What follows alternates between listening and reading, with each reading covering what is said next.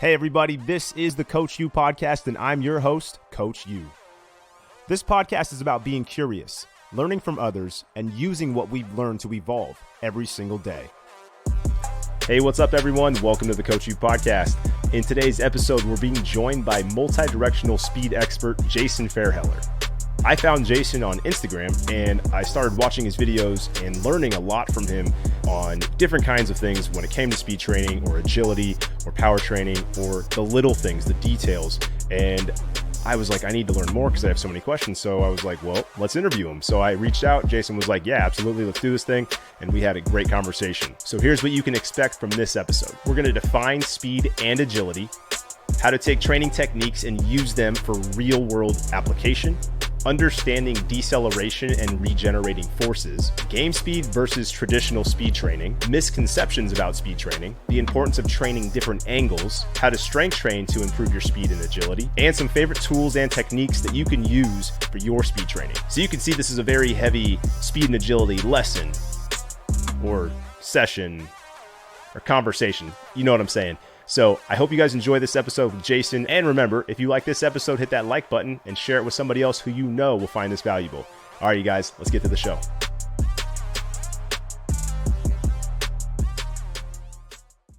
Hey, what's up, everybody? We're being joined by Jason Feairheller, who's a multidirectional speed expert. He's a speaker. He's a presenter. He also hosts the Game Speed podcast. He's a mentor to other coaches, and he also offers speed and power training programs. So you can check out the link tree in the show notes.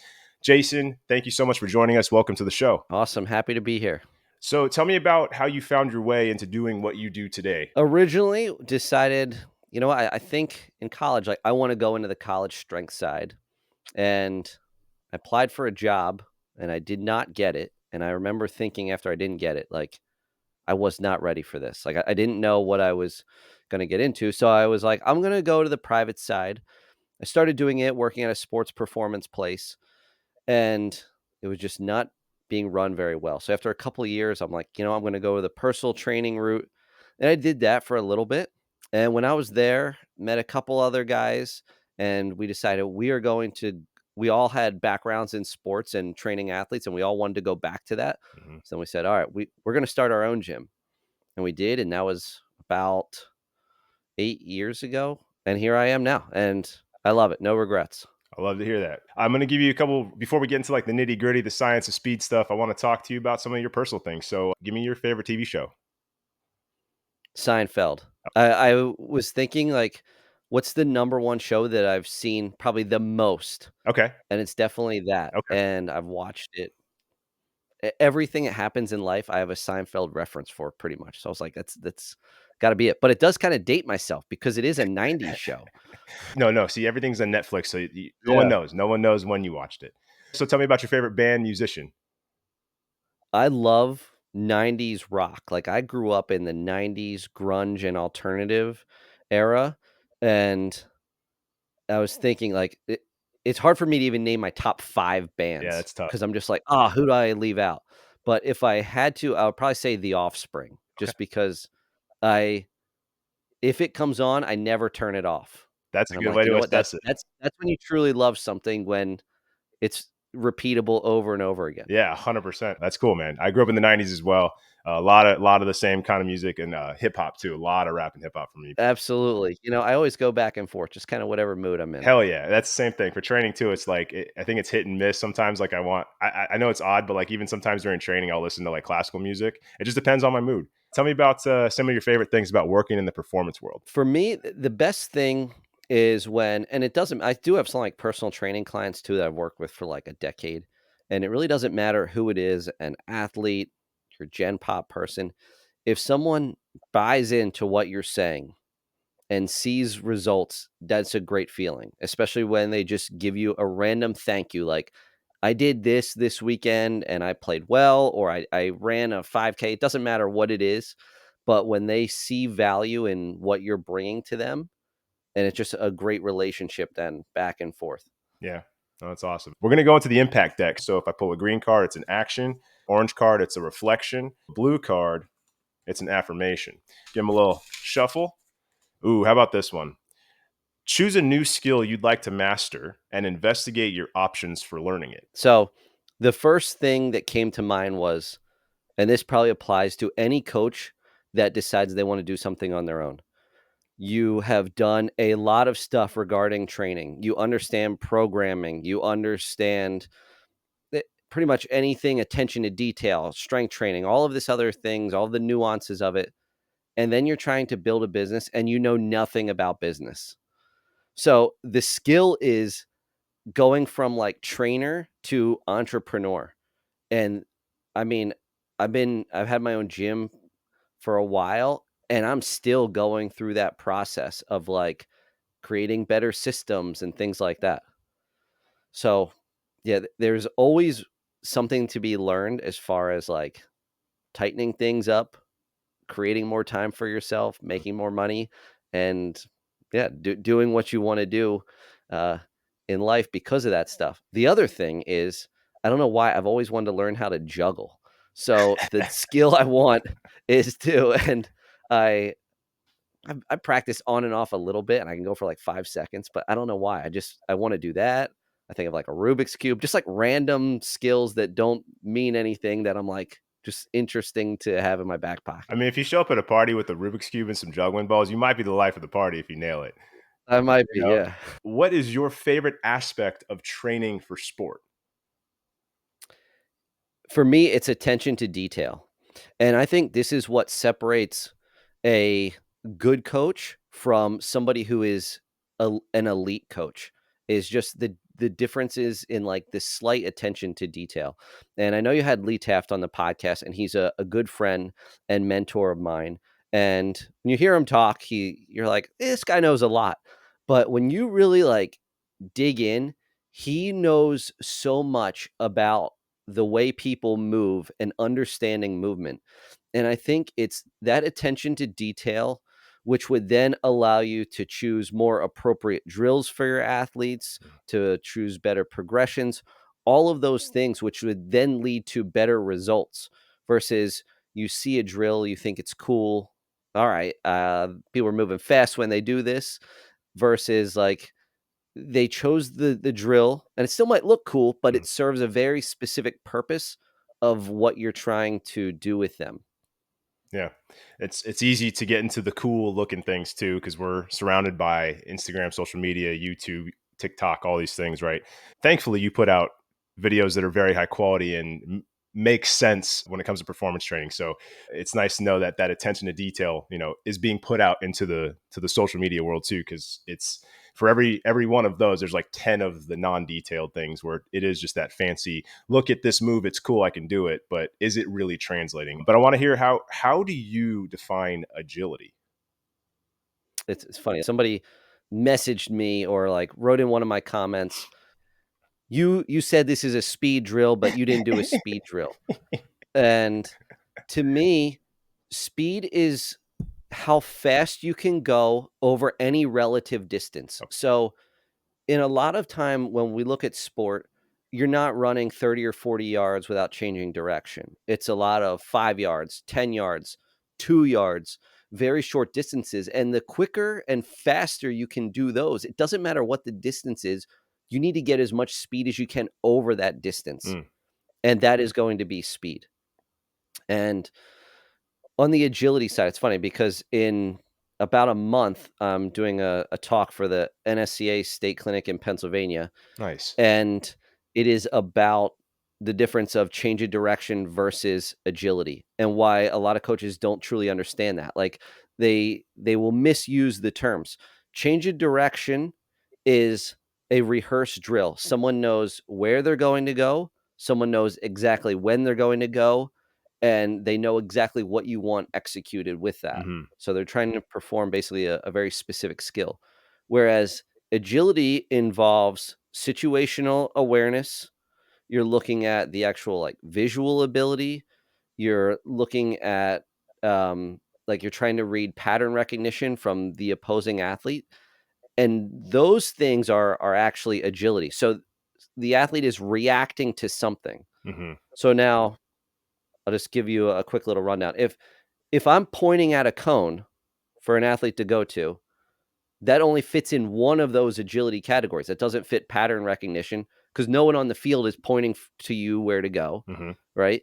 It doesn't fit situational awareness because there isn't a score. You don't know exactly like what's the situation in the game and how do I need to react based off of Right. that. Right. It is only working the visual ability to pick up something and sprint directly to that point. So even a lot of times when we're training agility, we're only training a tiny aspect of agility. So getting into using athletes one on one, two on one, those types of things, that's when you're truly doing agility drills versus the change of direction drills. And now there's always a battle of like, should you do change of direction? Should you do agility?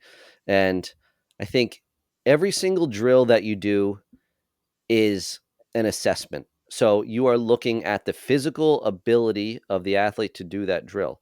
And if they don't have the physical ability, then you do change of direction drills to improve their qualities of quickness, speed, time off the ground, how quickly they can rotate their upper body.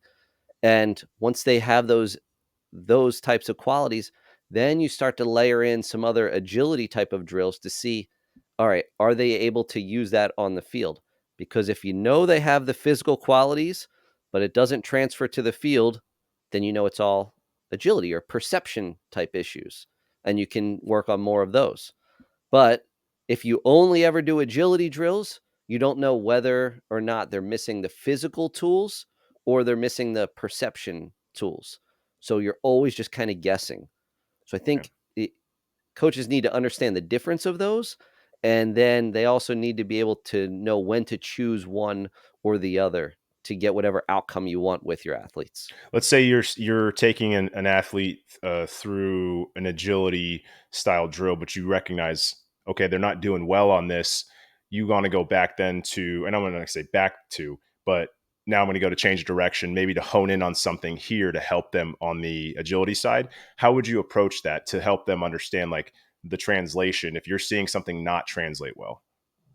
Here's a perfect example. So I have two brothers. They're both lacrosse players. One is actually plays defense, one plays offense. So it's perfect because I can always match them up one on one versus each other in different drills. And the offensive player about a year and a half ago tore his ACL, and since then, like, I saw his film beforehand, and he would never ever stutter step. He would plant a foot into the ground, and he would make a hard cut and go, and he was able to beat a lot of people doing that. But since he had his surgery, he had a tendency sometimes to stutter step a lot.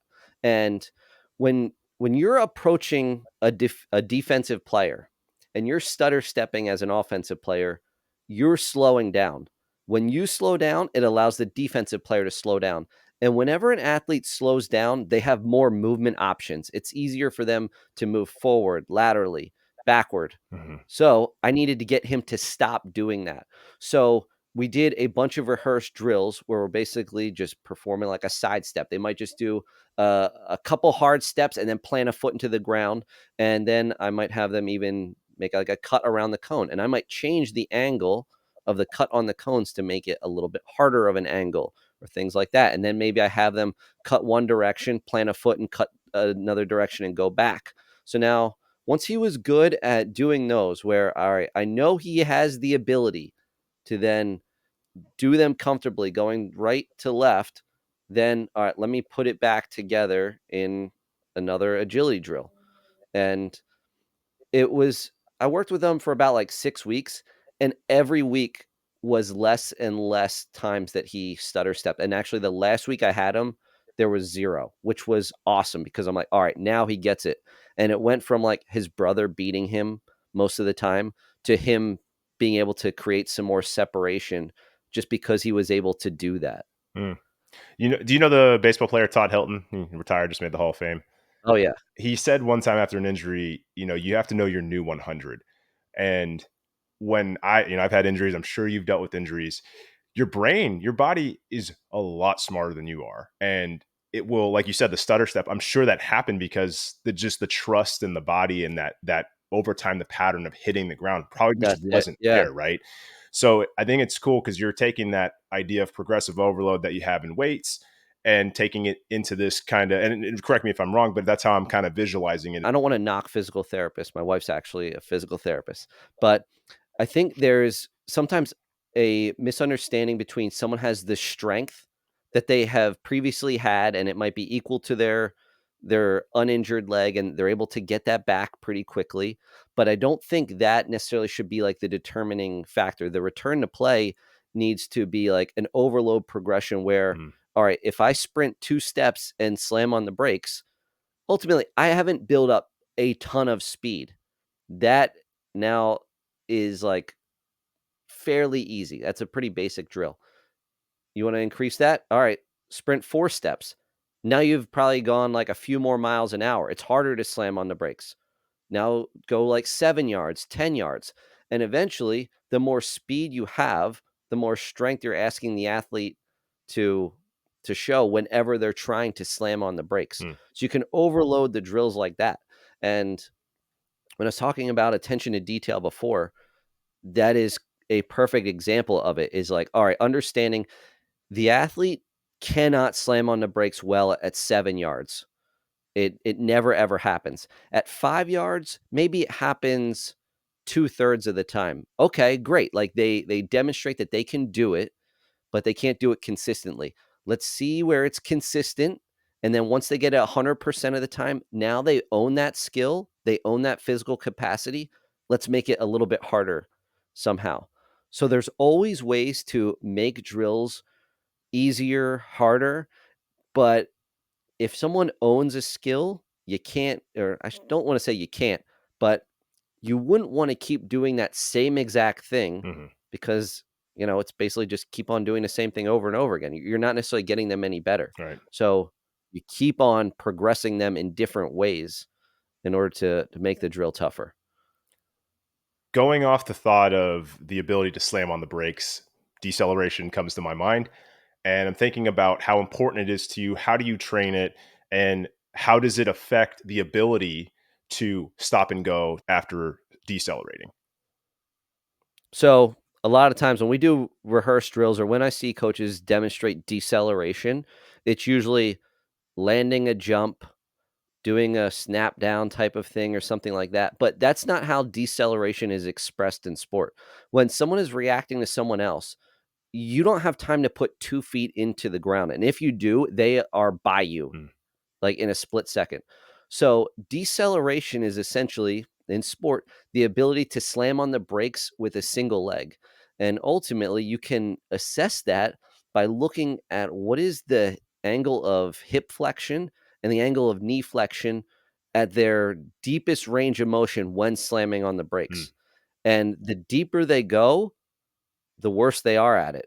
Ideally, the best athletes will keep a less knee angle, less knee flexion at a relative speed. mm, And almost think about it like if you're accelerating out of the bottom of a squat, that's going to be slower. It's going to take a little bit more time to pick up speed than if you're just accelerating out of a quarter squat.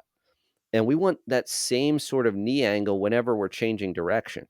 So when we plant a single leg into the ground, what that does is it allows our other leg, the free leg, to open up whatever new direction we need to go. mhm. So if I need to go behind me and I have 2 feet planted on the ground, now I'm going to pivot. I'm going to round my turn. I'm going to lose my angle.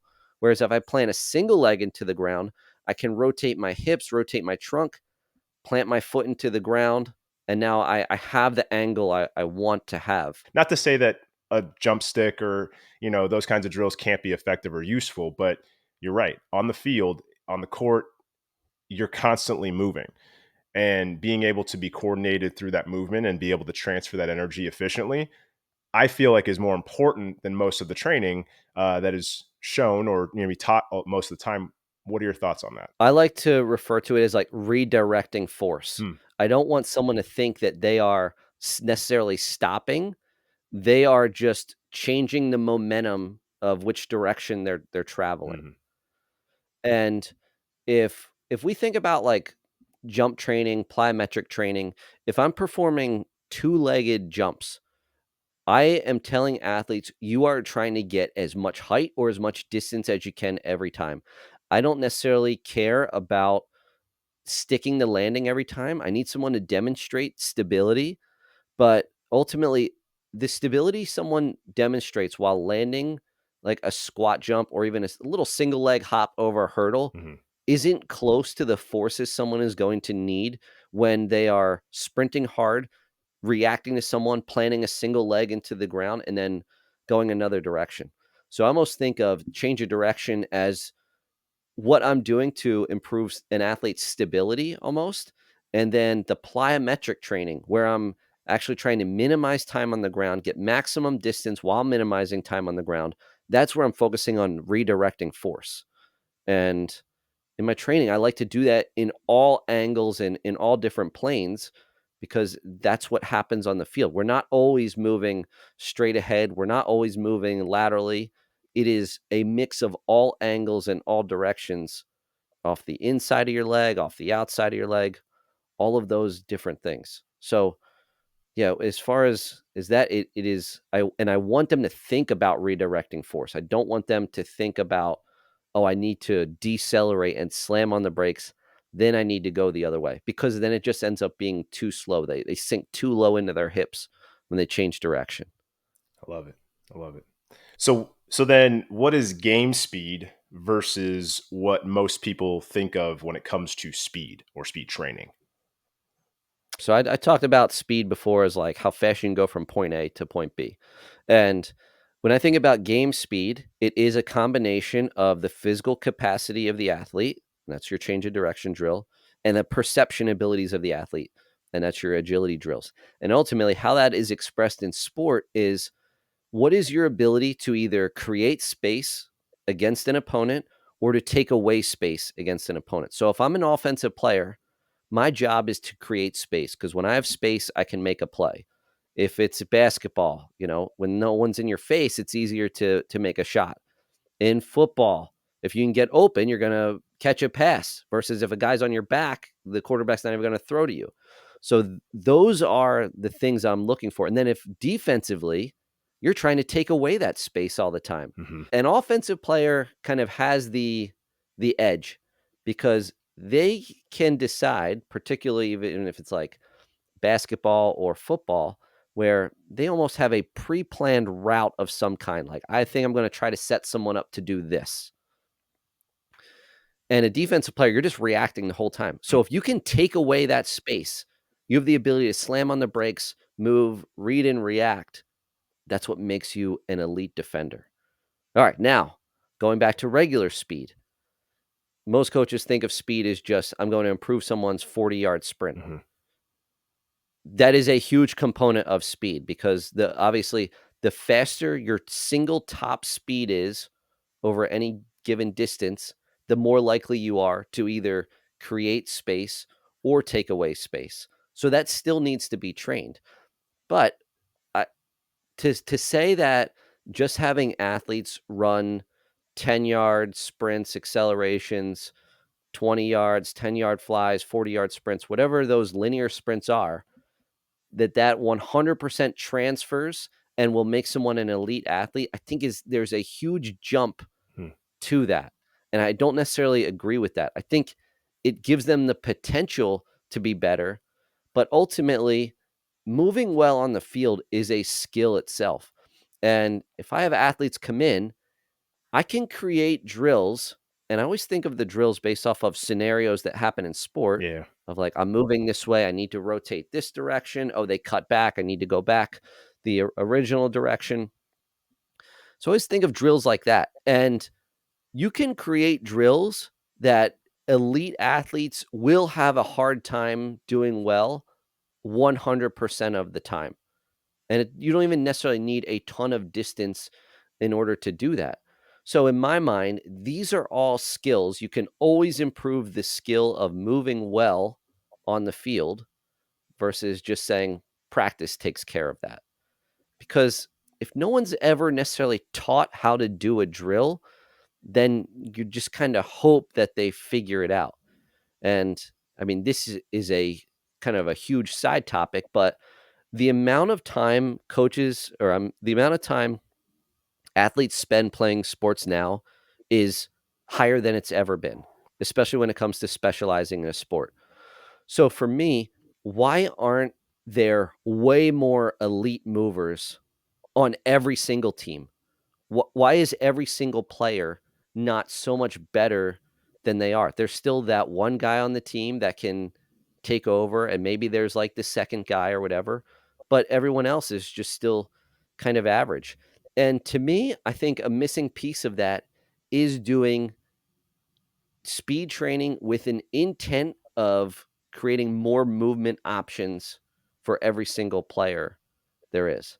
And doing practice just it doesn't cut it as much as I think a lot of coaches think it would. I'm trying to get more in with the coaches, like the sports coaches themselves, and saying like, hey, these are things you should be doing before practice. This is how you're going to get your kids ready to go onto the field, and like incorporating that speed training. Because the reality is they're not going to see me 4 days a week, but they're seeing that sports coach 4 days a week.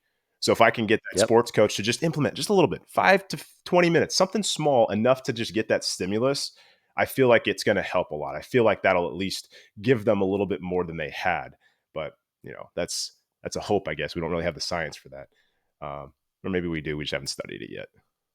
Yeah, and I mean, skill development in sport is huge, and obviously, like, if you don't have the skills to do the actual sports skill, you're never gonna get on the field as it is, but there is a happy medium there between performing the sports skills versus training the actual physical skills to get you better at that sport. Mhm.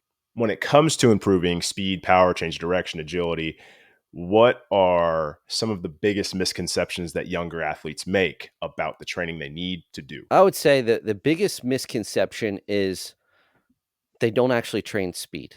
Like, speed is done where if I were to time you for a 10-yard sprint and time you again doing it, that those times are pretty much right next to each other. Mhm, They might be exactly the same. You might improve a little bit, but it's not going to be a big drop off.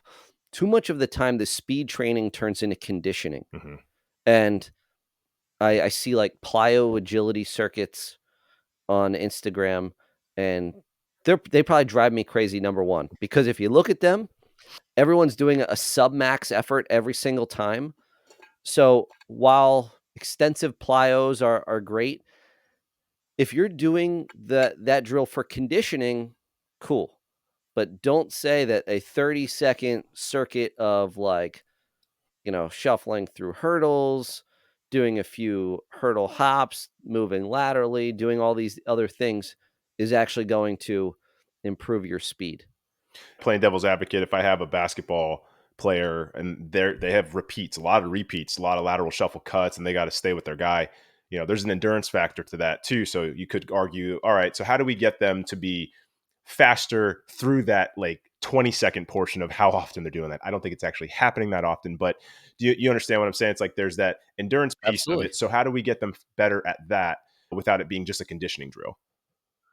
All right. So how often is a player in sport moving as fast as they possibly can without slowing down for a couple seconds? I'd say maybe like 2% of the plays. Yeah, it's so few. I mean, like even in like hockey, if like a team gets stuck in their own end for a while and they get gassed, they're going as hard as they can for maybe like 10 or 15 seconds, and then all of a sudden like they're gassed, they're slowing down.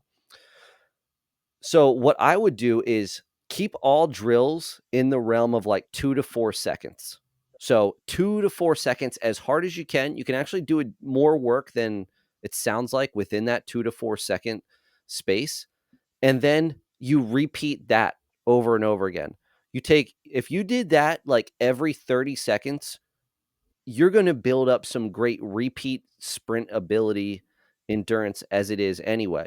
And the better shape someone gets, the better they'll be able to repeat, the more volume they can get in over a speed training session. So while I still want quality to be high, if I'm working on improving speed, I can still get in more volume with athletes that are better trained just because they can repeat that ability much better. I don't know if you're like a big kettlebell guy, but Pavel Satsulin, like the guy who brought kettlebells to the US, Hmm. he talks a lot about like not being in that like glycolytic range and the ability to produce repeated power efforts over and over again.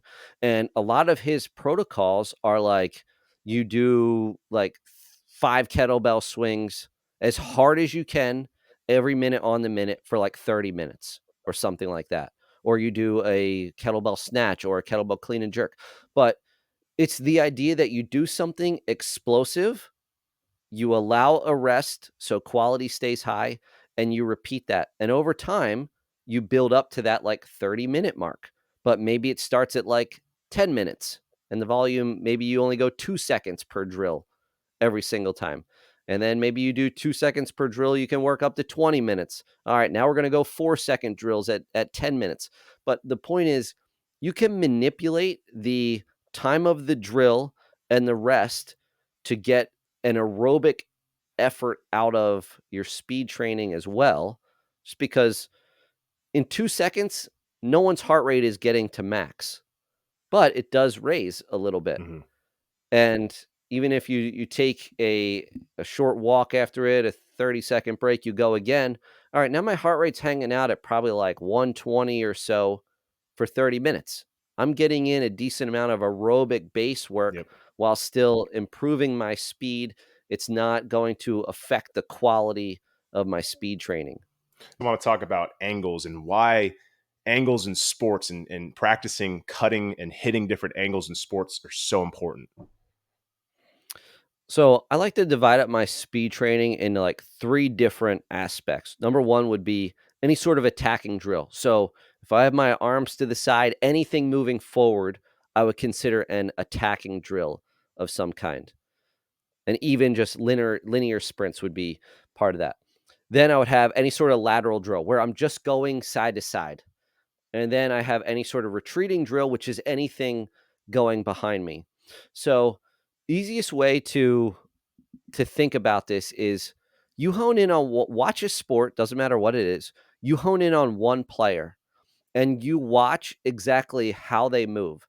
And I mean, basketball is a perfect example just because even within short spaces, people are moving forwards, backwards, laterally. They're hitting all different angles. And even like an offensive player, if they go in and they take a step back, they're essentially performing a attacking drill to a retreating drill Mm. where they're moving backwards. Whereas a lot of times people might think, oh, only defensive players need to work on moving backwards. Only offensive players need to work on moving forward. Well, that's not necessarily the case. If we're trying to create space, we need to do that at all different angles. And the more you practice these drills, the more you realize, all right, when I gain more speed, for me to go from like a lateral movement to a retreating movement and try to hit an exact 90-degree turn, that's going to actually be pretty difficult. Versus if I were to just go side to side, you're slamming on the brakes, you're coming back. It's much easier to kind of just maintain your position versus adding in that rotational component to it. So when I'm doing drills, a lot of times I might just kind of think it like different angles where I go to the side, I go forward maybe like 15 degrees. Go to the side, go forward 30 degrees. Go to the side, 60 degrees. It doesn't matter what it is, but within the same drill, if I'm doing 3 reps, I could hit 3 different angles. And now I'm improving the ability of the athlete to move at all of those angles. And I talked before about as a coach paying attention to detail. If I have an athlete that struggles hitting a specific angle, now I know, especially when doing a change of direction drill where it's rehearsed, I might need to focus more on improving that because that is one flaw within the physical capacity element of their game. And a lot of time I see this with defensive players when they need to move backwards with speed. The best ones are so fluid in how they're able to get their hips and their torso rotated the direction they need to go, plant a foot into the ground, accelerate out of every turn. They do that while keeping their vision focused elsewhere on the field. Versus if you have an athlete who isn't quite as good, there's that little hitch when they change direction where they plant a foot into the ground and maybe they pop upright a little bit too much. And when they do that, their torso kind of tilts or sways. That's going to make them slower out of that change of direction. And now they've lost a step. So for me, I'm training all angles all the time. If I'm doing an attacking day, I'm hitting a lot of the angles. If I'm doing a retreating day, same thing, hitting a bunch of those different angles. And then wherever there's a weakness, you can just focus on that. So you don't necessarily have to change the drill. If I'm doing like a shuffle into an angled sprint forward any direction, so moving laterally and then I sprint forward at any angle, if I see one part of that where it's not quite as slow or as smooth as I want it to be, then I just have them focus on that angle a little bit more. And I think that is really where like a good coach comes in versus, all right, this is the exact drill we're running. You're going to run it. If you do it well, great. If not, that's okay. We're going to move on to the next one then right after that anyway, versus trying to get them in a position or choosing a drill where they're able to actually like learn the skill or get closer to learning that skill. What are some of your favorite cues that you tend to use a lot, especially for changing angles? You have to create an athletic position where you're able to strike your foot wide of your center of mass. So a lot of times coaches talk about being low. And that's great because if we're not low, we cannot strike a foot outside of our center of mass.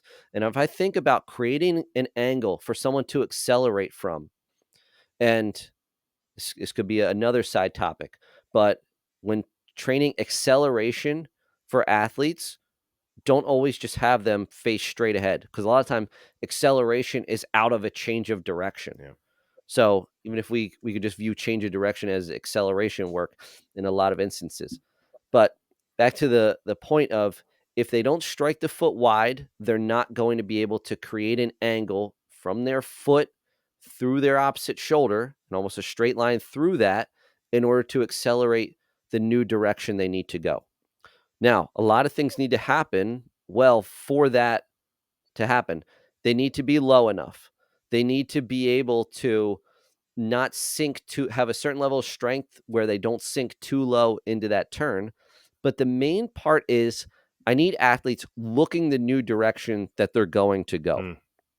Because whenever they're not necessarily focused on anything with their vision, they're just kind of like looking in space somewhere without any sort of like purpose to it. But their trunk needs to rotate. And actually, if they can start rotating their trunk slightly before they change direction, that change of direction is going to be so much more effective. So a lot of times I might just give them a visual cue, tell them to maybe snap their head a little bit around a little bit sooner, just to give them that feeling of like, oh, this is how I accelerate a little bit faster out of that. But a lot of time, even when it comes to like plyo drills, I'm just telling them to be quicker off the ground. I need athletes to learn to be quicker off the ground. So no matter what the drill is, what the change of direction is, the quicker they can get off the ground, the better they're going to be.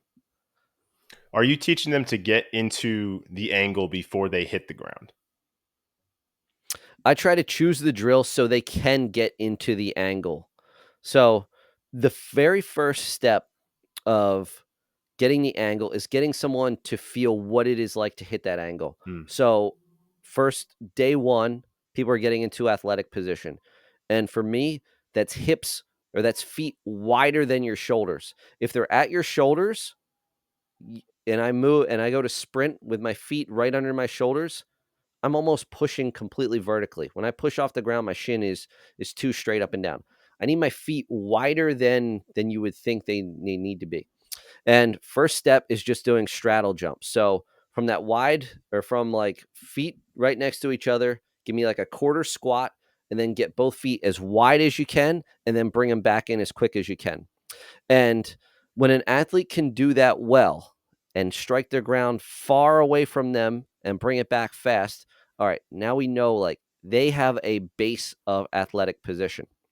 Now from there, I might just have them go into a sprint where I'm having them start with their feet right next to each other. Because in order to sprint to the side, they need to reposition their foot or punch a foot into the ground in order to go the other direction. And I know people are not sometimes a fan of the false step, but if you watch sport, it happens every single play all the all the time. time. If you were to coach someone out of that, you are making them slower. So I have athletes line up, feet right next to each other. Give me a quarter squat. All right. And sprint 5 yards to the left. Okay. How far away did they strike the ground with their foot? Was it like 6 inches? If so, that's no good. I need it to be further than that so they can create an angle. And then I might even tell them, all right, this is where you're lining up. This is where I want you to strike your foot into the ground. Okay, cool. We do that for a few reps. They get the feeling of knowing, okay, that is where I need to strike the ground in order to accelerate well. And then maybe I have them do a shuffle to the right and then a sprint to the left. And when they plant on that shuffle, I want them to plant with their foot to the side. Why would I choose a shuffle? Because they don't have a lot of speed with that shuffle over one single shuffle. So you're just slowly adding speed into it. Then maybe I have them perform a lateral run step and then they sprint back, then a 5 yard sprint and then they sprint back. But you have to give them a base of feeling what it's like to strike the ground where you want them to. And then you can do that and use that same idea as far as moving any direction you want, whether it's forwards or backwards. But when an athlete feels it, they know it. And a lot of times I will ask them, like, they do two or three reps. What did you think of that rep? Mhm. What did you think of the first rep? Tell me which one did you think was faster? And in the beginning, they're always like number 2, like they're guessing. Right. They don't know what I want to hear. Right. But then as time goes by, they pick up. They're like, I didn't do this that rep. I need to improve this on the next rep. Oh, that rep felt great. And that's learning. That is learning to move well. And once they learn to move well, then that can transfer to the perception and the agility qualities that somebody has. Nice. Love it. So let's talk strength. I do know strength is needed for speed, but how much? How much are you utilizing strength to help develop the change of direction, agility, speed? For me, strength is the strength someone needs in order to improve their speed is all relative to their body weight. So I mentioned before about when someone slams on the brakes, I don't want to see them sink really low into their hips. So, in my opinion, that is how strength is expressed when changing direction. Hmm. So, it's the ability to decelerate very quickly. And now, how you get there is there's a million ways, right? Right. Like Yeah. that is up to you as the coach. I do think that there is benefit to doing full range of motion lifts, to doing partial range of motion lifts, Hmm. and doing a combination of those things. But ultimately, it is what is an athlete's relative strength. Now, I'm always trying to get athletes stronger because the stronger someone is, the better the more capacity they have Hmm. to change direction well. But I don't want the strength training to get in the way of the speed training I'm doing. Like, I can't have the strength training be so difficult where an athlete is so beat up where if I see them 4 days a week, I only get in one quality speed training session because the rest of the time they're too beat up in order to do that. So, typically, I will leave like I'll have athletes leave like a rep or 2 in the tank during certain phases just because I'm working on speed development a little bit more. If I'm focusing on acceleration and it's like earlier in the off season, like I know like I don't necessarily have their hamstrings developed enough and I don't feel comfortable them just going out and doing 40-yard sprints right away, then I'm taking that time to do a little bit more strength work just because it won't affect their speed quite as much when we're doing the acceleration type stuff versus some linear type stuff later on. And I'll say too, like if I have an athlete coming in 5 days a week and it's the summer and they're able to come in, 2 of those days are linear speed days, and then the other days are going to be change of direction days, and the volume is going to be a little bit dependent on the phase that we're in, the strength work that we're doing, how the athlete feels. So I'm always kind of juggling all of those things a little bit, but I don't want the strength to get in the way of the speed. What are some of your favorite movements in the weight room that you love to go to that help with the power and speed development? So when it comes to like speed development and when you watch an athlete accelerate, you're looking at how far their front knee goes towards the ground when they initially take off. And the closer that shin angle is towards the ground, the more strength they have to overcome their own body weight and to push off without falling over. Mhm. So if you'll notice, like weaker athletes, they cannot get the same shin angle, which means that they're more upright, and that is a strength issue. So I love doing muscle snatches and muscle snatch variations because it's a really long lift where they have to continue accelerating for a very long time. So I'm a fan of like those type of Olympic lifting variations. And I do like going more full range if I'm having an athlete do acceleration type stuff. As far as max speed stuff, I know personally, when my hamstrings feel really strong, that's when I'm running my fastest times. And I do a lot of like long lever hamstring work. So like leg is just barely bent. I'm doing isometric hamstring holds, doing those types of things. And that is a little bit more of like the accessory side of it. I'm still always getting in squats, hex bar deadlifts, those types of things. And yeah, I mean, it's not like I'm doing the craziest exercises ever. It's fairly basic, but I make sure I am doing some hamstring specific work and things where they have to produce some power over that long period of time, like a muscle snatch, like I mentioned, in order to get a little bit better transfer to specific elements of speed. What are some of your favorite training tools that you love to utilize when training for speed? I'm a huge fan of the bands. Lee Taft got me onto these bands. Free shout out superflexfitness.com. Um, you're welcome. If you want to send me some bands, go ahead. But they are extra long, like the pull-up bands you have, but they are extra long. And you can get them in varying resistances. And it's just so easy to hook up to a wall. But I love to use them to not only add resistance to a drill. So, like, all right, let's say I'm doing a resisted side shuffle. An athlete is, shuffling away from the anchor point.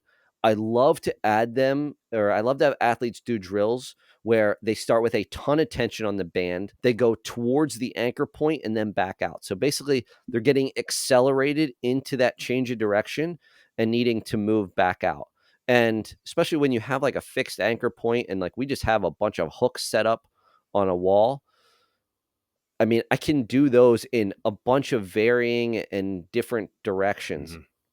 and it's super helpful. And especially if you don't have a ton of space, it's a great way to add some speed to the movement without needing more space. Yeah. And with the bands too, you can manipulate the amount of resistance to get exactly what you want. So, like if I have someone with a ton of tension on the band and I want them to do a lateral run towards the anchor point and then back out, if they can't stabilize when they run in and plant a foot and keep good angles and then run back out, then I have them just start with less tension on it. Mhm. So it's not like I go from like, all right, now you can't use the band at all. No, we just start with a little bit less tension on it. And you can even get to a point where you accelerate them that by the time they stop, there might be no tension on the band.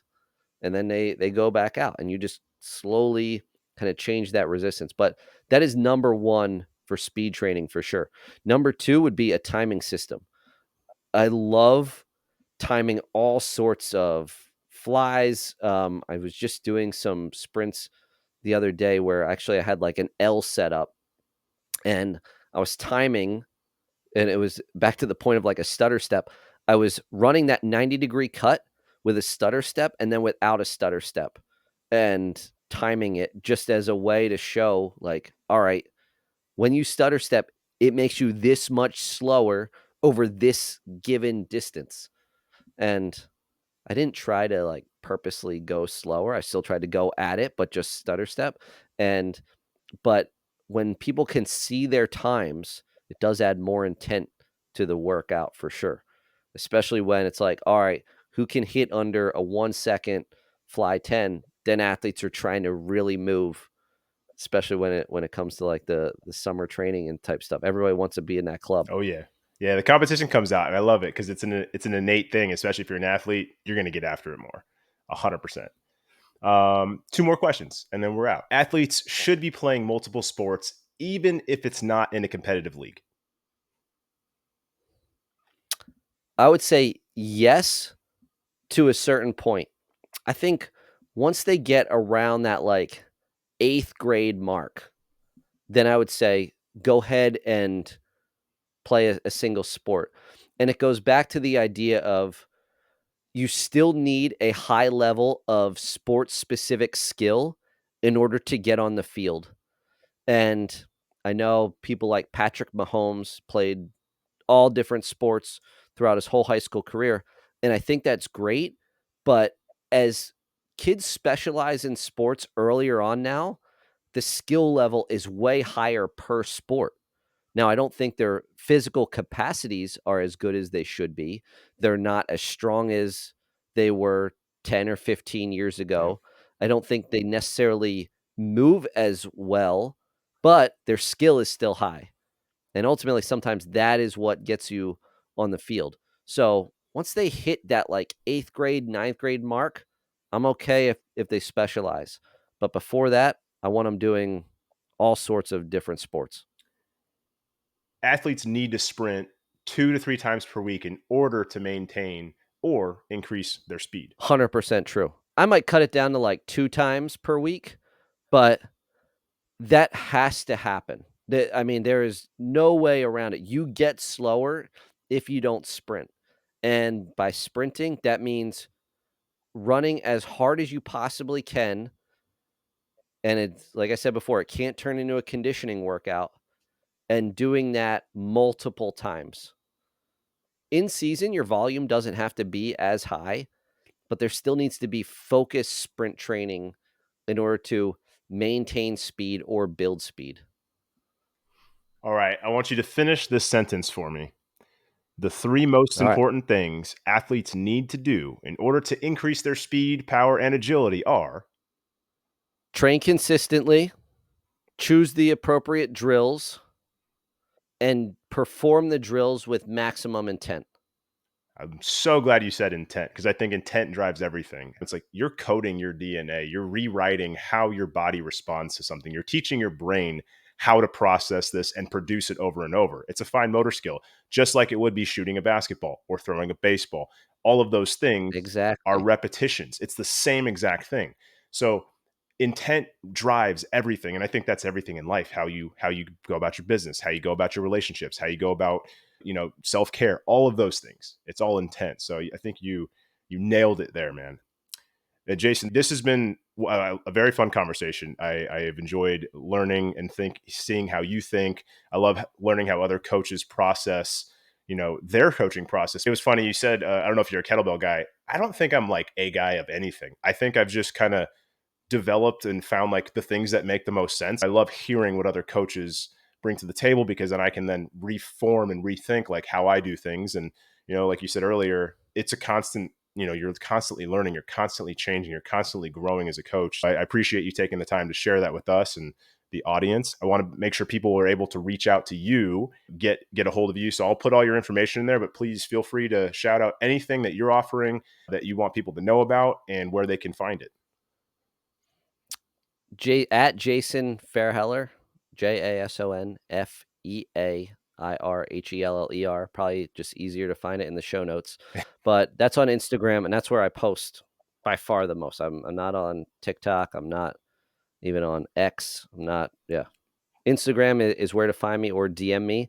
I do have a course. So a lot of the methods and the things I talked about, I do have a course, course 20, with a code for 20% off. Anybody wants to use it at multidirectionalpower.com. Awesome. I'll put everything in the show notes so they can click the links and whatnot so they can find you. I appreciate the conversation today. I hope that you enjoyed it as well.